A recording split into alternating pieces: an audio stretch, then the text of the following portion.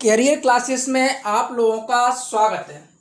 आइए हम आज कुछ क्वेश्चन समझते हैं। तो फर्स्ट क्वेश्चन है कि जो विकास का क्रम होता है वो किस प्रकार चलता है, इसको हम आज समझते हैं। तो सबसे पहले शैशव अवस्था आती है। सबसे पहले कौन सी अवस्था आती है? शैशव अवस्था। उसके बाद बाल्यावस्था आती है, फिर किशोरावस्था आती है, उसके बाद प्रौढ़ावस्था आती है। तो इसको क्रम में याद करना है, क्योंकि विकास के क्रम में पूछा जाता है कि सबसे पहले कौन सी अवस्था होती है। तो शैशव अवस्था, इसको इंग्लिश में हम इन्फेंसी बोलते हैं। इंग्लिश के नाम भी साथ में याद करते चलना, क्योंकि इंग्लिश में भी पता होना जरूरी है। इसके नाम चेंज कर देते हैं, इसलिए इंग्लिश में भी पढ़ो और हिंदी में भी पढ़ना है। तो इसको इंग्लिश में इन्फेंसी बोलते हैं, शैशवावस्था को इन्फेंसी बोलते हैं, और बाल्यावस्था को चाइल्डहुड बोलते हैं। उसके बाद किशोरावस्था को एडोलसेंस बोलते हैं, एडोलसेंस, और प्रौढ़ावस्था को अडल्टहुड बोलते हैं। तो विकास का क्रम पहले शैशवावस्था आती है, फिर बाल्यावस्था आती है, उसके बाद किशोरावस्था आती है, फिर प्रौढ़ावस्था आती है। आज मैंने इसको शॉर्ट में बताया है, इसके बारे में डिटेल से बात आगे करेंगे। आप केवल आज इसको केवल इतना याद करना है आपको कि पहले शैशवावस्था आती है, फिर बाल्यावस्था, किशोरावस्था और प्रौढ़ावस्था, इन्फेंसी, चाइल्डहुड, एडोलेसेंस और उसके बाद अडल्टहुड। अब हम क्वेश्चन सेकंड पर बात करते हैं। बच्चों को बेहतर नागरिक बनाने के लिए विद्यालय में लोकतंत्र का अनुभव कराया जाना चाहिए। किसका अनुभव कराया जाना चाहिए? लोकतंत्र का। इसको जॉन डीवी साहब ने कहा है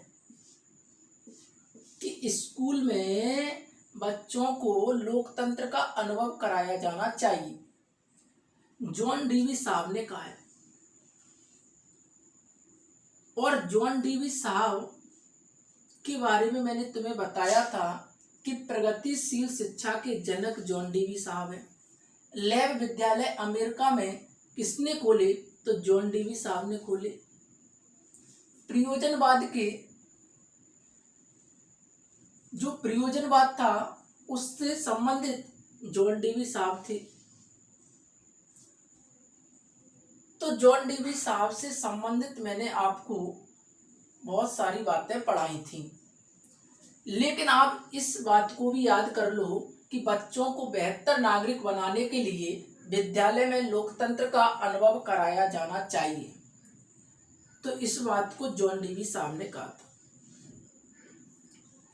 अब हम थर्ड क्वेश्चन को समझते हैं। भाषा अर्जित करने का क्रम। तो भाषा अर्जित करने का क्रम सबसे पहले सुनना, फिर बोलना, फिर पढ़ना और लिखना। तो इसको एक शॉर्ट ट्रिक से याद कर लो, SBPL। SBPL, S माने सुनना, B माने बोलना, P माने पढ़ना, L माने लिखना।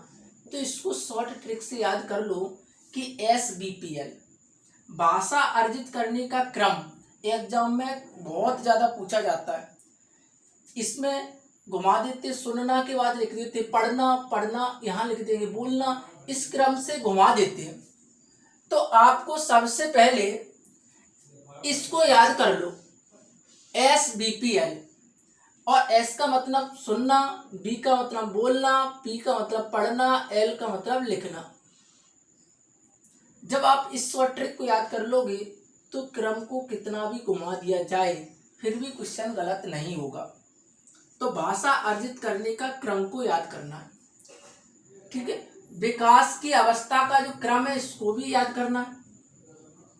अब क्वेश्चन नंबर 4 है, मनोविश्लेषणवाद के जनक। और मनोविश्लेषणवाद के जनक सिगमंड फ्राइड को माना जाता है। और सिगमंड फ्राइड जो थे वो ऑस्ट्रिया के रहने वाले थे। ऑस्ट्रिया के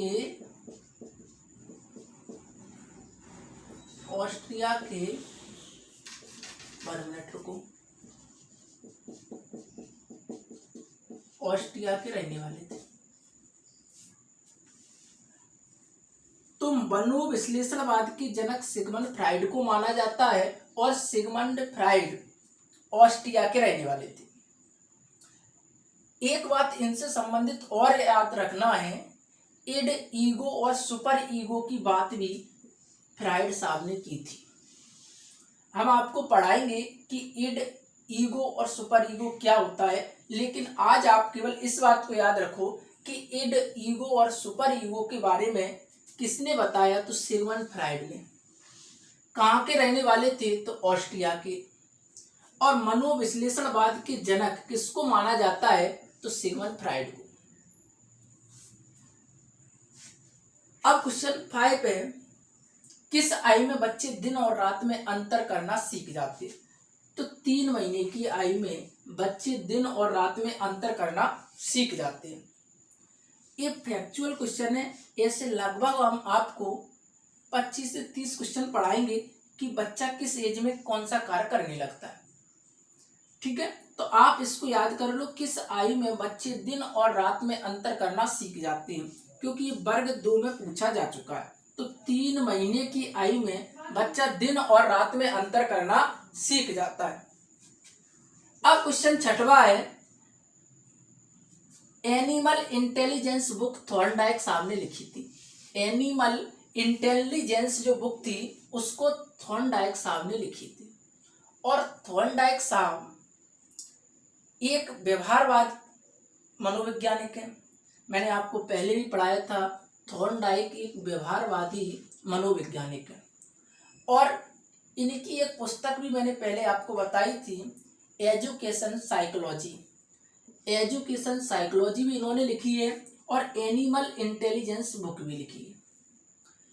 और इन्हें शिक्षा मनोविज्ञान का जनक कहा जाता है, शिक्षा मनोविज्ञान का। तो थॉर्नडाइक को शिक्षा मनोविज्ञान का जनक कहा जाता है। तो आज मैंने आपको 6 क्वेश्चन पढ़ाए हैं। इन 6 क्वेश्चन से संबंधित मैंने आपको जानकारी दी है। और आप लोगों से मेरा यही कहना है कि आप चैनल को सब्सक्राइब करें और ज़्यादा से ज़्यादा शेयर करें। Thank you.